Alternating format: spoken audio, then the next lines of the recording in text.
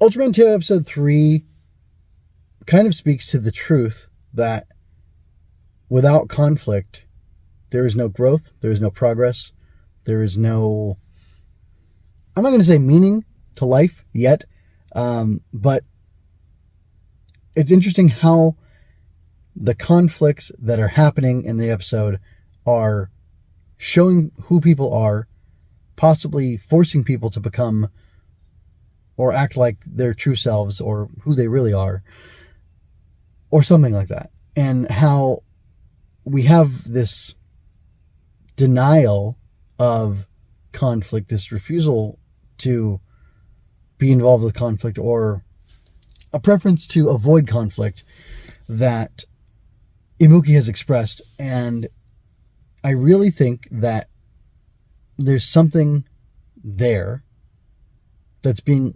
unsaid, that's slowly being built. And I'm very curious to see what that's exactly going to be, because I feel like it has to do with the plot and the background of the show. But on an immediate level, it's working to show us a lot about the characters of the, the people in the Astronomy Club, as well as Ibuki himself, and even little Poochie. And it's really interesting. So let me zoom in, or zoom out a little bit. So in the episode, once Teo has recovered, or Ibuki has recovered, and he's conscious again, he gets up, he tries to transform again by clutching his little, it's almost like an ice slugger. It's weird, but it's not quite. And he is unable to use it to transform. And he says, I guess I can't do it back to back. And while it is funny, for reasons I want to explain, it's also revealing to us that Ibuki's the kind of person who dislikes conflict so much that while he was naturally Teo-sized on his planet and can transform from that into a human, he is unable to, or like he doesn't know himself. He doesn't know his limits because he's never pushed himself. So because he's never tried to transform back to back, he doesn't know. And that's a revelation to him. And it's a bad revelation for him because he's in a life or death situation. And because he's never pushed himself to know what his limits are, he doesn't know how to compensate for his weaknesses. We all have strengths. We all have weaknesses. And it's best to eliminate your weaknesses if you can and increase your strengths if you can. But there are just some things that you aren't going to be able to do. Or in the meantime, while you can't do those, you can't make those shifts, you have to learn how to compensate for your weaknesses. But if you never get pushed, then you never know what those weaknesses are. And therefore, like I said, you cannot compensate for them. So he can't think, oh, I should catch a bus or, ride a bicycle or whatever.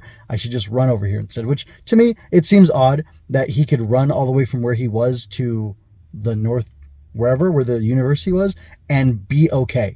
Again, perhaps it's, I'm thinking about this the wrong way because we don't know enough about his physiology or whatever. But it would seem to me that if you're naturally giant and then you take a small form, that you would be able to like expand to that big form all the time very easily. But I don't understand. It doesn't work somehow. And yet he's able to run super far. And I think in the first episode, when there was the meteor fall, he ran all the way, like miles. Or did he bike? I think he walked. No, he biked. Anyway, whatever. He went a really far distance, like an hour away. Maybe Kana meant it was an hour by foot, not an hour by bike. But whatever, regardless, he rode his bike for an hour and then he transformed. And it just seems a little crazy, but that's a little bit of a distraction. But my point is, because he doesn't know what his limits are, he can't compensate for things. So moving on. Also, the Astronomy Club, Rintaro, Kana, Emma, and Becci, are all trying to save Poochie because they realize that, I can't remember now if they put it together, that because the first kaiju ate, because Sodera ate the horned kaiju, that it's probably coming to eat Pucci or not, but they're trying to evacuate Pucci and move him to safety. I think just because the kaiju's there and they don't want him destroying the building and then, Pucci dying in the, getting crushed to death, God forbid. And like, instead of just evacuating and saving themselves, they have a little bit of back and forth about what they can do. And that, again, that conflict like reveals to them the weakness of certain ideas, and it reveals to them the truth. It reveals to them what they should do. And then they make a plan, and then they follow the plan. And the plan is to save Pucci and to get him out of there, to evacuate Pucci. And, they try their best, and they end up getting him out. And despite, they don't end up getting him. He goes out on his own. And as they're looking for him, he gets slurped up by Sodera. And before Sodera can eat him, he throws him up in the air. He's I'm going to catch him. Ibuki's there, and he sees the danger that this little guy is in, and he is able to transform. Now, he ran. So is it because he pushed himself to transform? Is it a physical thing, or is it that his heart and his spirit was rising because he knew he had to save this little guy and he was his only hope? Therefore, he overcame those limitations and was able to save Pucci. I don't really know. It could go either way.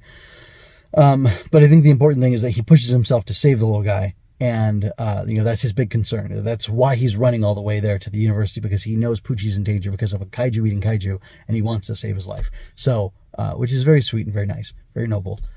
He's a good guy, he's good-hearted, but being good-hearted doesn't mean that you have the ability to do the things that you need to do to help the people that you want to help. So you have to have a level of competence in order to make it work. Anyway, so he goes there, he transforms, and he fights, and then Pucci sees that he's not doing well against Sodera, so Pucci calls attention to himself, and Sodera turns to him, and then Teo takes the chance to make a counterattack and get him. And something really interesting, I don't know what this means, if it means anything at all, maybe it's just the visual they went with. When he goes to use his beam, whatever it's called, he touches his chest, he turns gold or yellow, and all these rocks and debris and stuff start rising, and then he concentrates all this yellow power into his arm, and it's like it's too much power for his arm to control, and he's barely holding it in place. He's like this, trying to aim it. He's barely holding it in place, and I wonder what that means, because that feels thematic. It feels like it's something deeper. And when he's done firing the beam, he's exhausted, and he goes from this cool, powerful pose to this weak pose, and then he flies away with a little corkscrew. But there's something there to me. There's something about him going golden. There's something about him barely being able to control that power. But it's his power, so why can't he control it? Also, he couldn't control the buzzsaw thing. He kind of turned purple and threw a buzzsaw, and it just kept flying around, which I want to talk more about later in Inspector's Note, because there's something there that it feels weird to me. Yeah, I don't know. Because he's refused to have conflicts and fight kaiju and whatever, he doesn't know his true power, and he doesn't know. Not that he doesn't know what his potential is. Maybe he knows what his potential is, but he doesn't know his true power, and he can't manifest it in the proper way. And I don't know if we're going to spend the whole show with him getting to that level, or if it's going to happen sooner than that.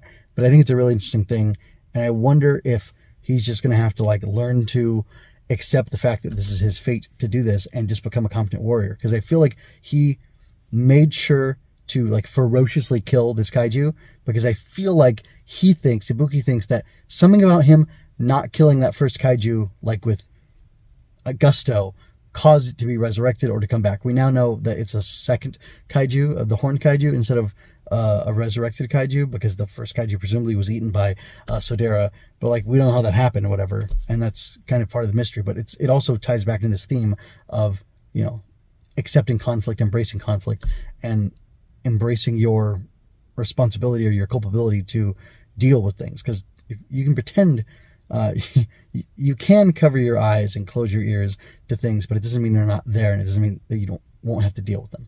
Anyway, let me know what you thought about all this. I find the show to be very interesting. It's very entertaining. I really like the cast. They're very charming, very dynamic. I like Poochie, and things are going great, but it's just, I'm trying to figure out, like, I'm liking it so far, but I'm just trying to figure out what's going on. Also, like, the professor and the UTTF lady are like a weird dynamic, and I wonder what's going on with them, and how that'll manifest throughout the show. But anyway, let me know what you think. Check the pinned comment for a link to my inspector's notes, where I have my main analysis as well as all my other thoughts on the episode. I'm going to be diving deeper into the episode. I have thoughts beyond these that I want to think about, talk about, share. Until next time, folks, this is MJ with Going Ultra and Henshin Inspection, signing out.